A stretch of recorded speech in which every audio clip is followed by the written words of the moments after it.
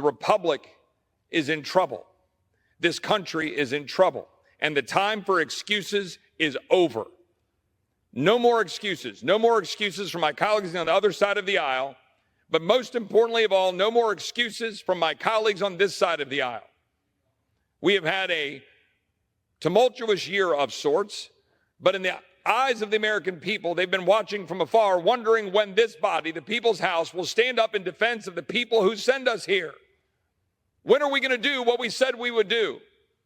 When are we going to stand athwart and stop the reckless spending that is bankrupting a country that can no longer issue debt without having Moody's downgrade our rating, without having a treasury auction that is a borderline failure just last week because the people around the world no longer believe in American debt?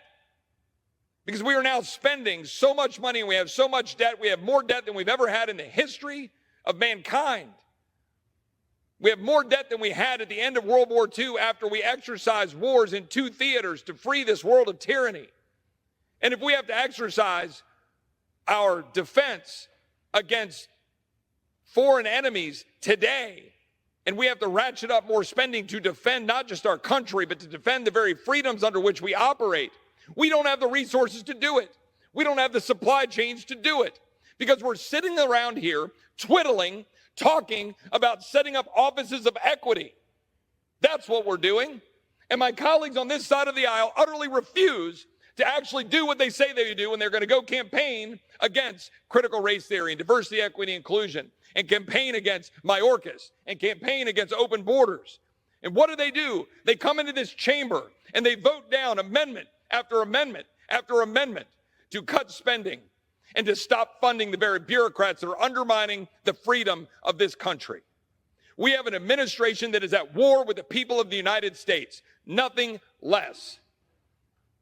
The current administration is undermining the prosperity of the American people, and they're doing it on a daily basis. The current administration, the Biden administration, is undermining our ability to defend ourselves under the Second Amendment, undermining our ability to carry out our free speech rights and our First Amendment rights, undermining our ability to live free from crime and free from the danger of dangerous cartels and dangerous gangs flooding across the southern border of the United States. Every single day, another Texan dies from fentanyl poisoning. Every single day, another Texan dies, like last week, 2 Texans, 2 Hispanic Texans who died tragically in a car accident when you had an illegal immigrant moving people across our border into Texas.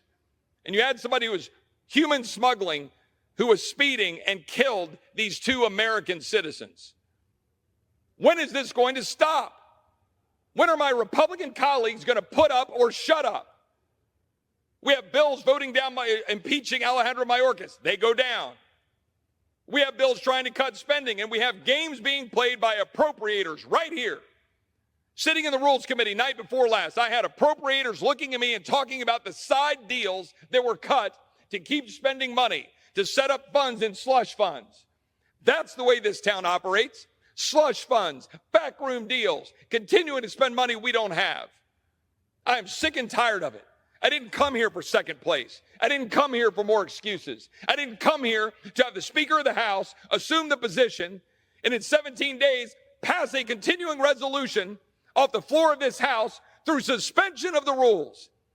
$400 billion, including an extension of the Farm Bill that doesn't do anything about the Chinese Communist Party ownership of our lands. Doesn't do anything to protect small ag and to protect small ranchers from big ag and all of the big corporate adventures getting rich based on the policies from this body.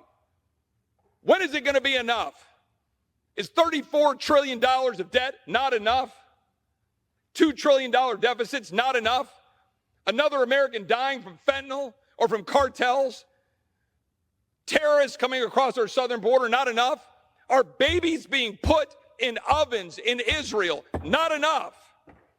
We have the Senate yesterday who chose expansion of the Internal Revenue Service over standing with Israel. And what are my Republican colleagues doing? They are all too happy to have this vote go down today and get on their airplanes and go home for turkey at Thanksgiving. Why aren't we putting another bill on the floor of the House right now and sending it over to the Senate to shove it down their throats, to say that we Republicans stand for cutting spending? We Republicans stand for standing with Israel. We Republicans stand for securing the border of the United States. No. Let's just go back and go raise some money so we can do more fundraisers, so we can then try to get elected, so we can come back here and offer more excuses for why we don't get the job done. You know what the excuse will be next year? Oh, well, we won the House and we won the Senate, if we could even do that, but we don't have 60 in the Senate, Chip. We can't do what you want to do because we don't have 60 votes in the Senate. I've heard nothing but excuses for the 20 years that I've either been a staffer in this town, back in Texas watching it closely, or now back as a member. Nothing but excuses. Nothing but empty promises. And the time for those excuses is over. Today we took down a rule. Yes, because it was a closed rule. We had a closed rule, which means you can't amend it. The Rules Committee put forward a bill for Iran to go, quote, freeze the $6 billion sitting in Qatar through a closed rule. We were not allowed to amend it. Such is the way things operate in the people's house if we don't police it every single day. We changed things in January. We've been opening the place up, but that was a reversion right back to the mean. You can't amend it, little boy. You're just a backbencher. You know what? Yes, we will. We will force amendments because we had a better approach than a simple freezing of the $6 billion. You know what we wanted to do? We wanted to tell Iran, no more. We're going to force the administration to stop issuing waivers to sanctions against Iran so we can stop the enrichment of Iran at the expense of Israel and at the expense of our own national security. Just yesterday, another $10 billion of waivers, $10 billion of waivers for Iran to sell electricity to Iraq. We are enriching Iran to be at war with us. We are enriching Iran to fund the killing of Jews in Israel. And yet Republicans just whistle by. Just say, oh, let's just issue a little bill. Let's just do $6 billion of freezing these assets in Qatar. Why don't you stop the actual blood money? Why don't you actually stand up and stop Iran from making billions of dollars giving oil to China? We talk a big game about Ukraine. We wear our little blue and yellow pins. Look at us. Look how compassionate we are to help people. Well, what the hell are we actually doing? Blank checks to Ukraine to go into the pockets of oligarchs, massive corruption, all getting documented by the day. We sent a bill over to the Senate. Democrats kill it because they'd rather side with the IRS than Israel. And we can't even move a bill to hip check the Iranians who want to kill us and exterminate the Jews in Israel. They don't hide behind it. They don't shy away from it. They openly say it. And here we are, and I'm in an empty chamber because everybody wants to go home and have their turkey, and we haven't done anything. Literally, the House Republican majority, what we've accomplished this year is the following. We have increased the debt of the United States $4 to $6 trillion. We don't actually know the amount because we set a date to January of 2025 with skyrocketing interest rates. So it's going to be a $4 to $6 trillion increase in your debt. Check. What else have we done? Well, we've passed 2 continuing resolutions of the Nancy Pelosi spending bills and priorities. Something to the tune of probably about $600 or $700 billion worth of spending when you add the farm bill into it. That's what we've done. That's what the Republican majority has done. When are we going to act like a Republican majority and start fighting? When are we going to do anything to truly cut spending instead of playing games? Yes, we've passed 7 appropriations bills. Yes, we've adopted some cuts, and I'm proud of those cuts. Yes, we've adopted some strong policies in the NDAA and passing H.R. 2, the border security bill.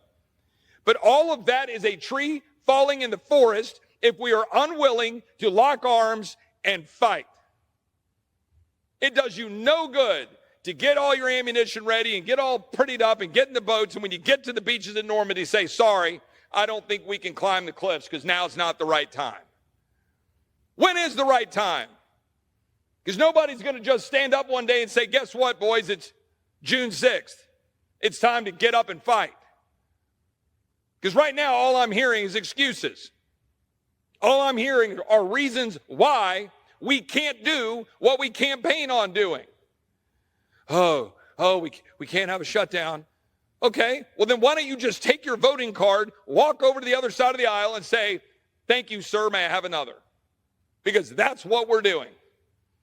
If we don't stand up and say, there's going to be a moment where we're going to say, we're sorry, you don't get to use taxpayer dollars, and more importantly, borrowed money, to continue to stick it to the American people every day with open borders, dangerous communities, skyrocketing interest rates, skyrocketing inflation, an inability to educate your children without them being indoctrinated, an inability to have a job without being told you got to get a vaccine, an inability to have your business open during a pandemic because a bunch of tyrants shut your livelihood down, and now we do nothing about it, an inability to have a national defense that isn't woke and focused on, diversity, equity, inclusion, and transgender surgeries and abortion tourism, rather than actually killing people and blowing things up, which is what the military is supposed to be trained to do.